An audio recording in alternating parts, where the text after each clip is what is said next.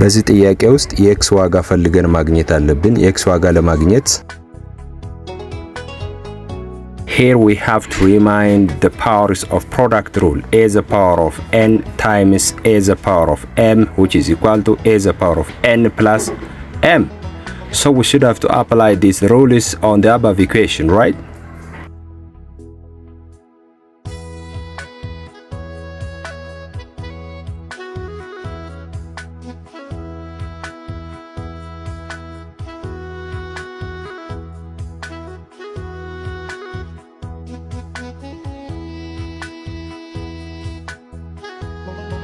Here we should have to remind the powers of quotient rule. A the power of n over b the power of n, which is equal to a over b the powers of n. This is the quotient of the power rule which we can apply over the above equation.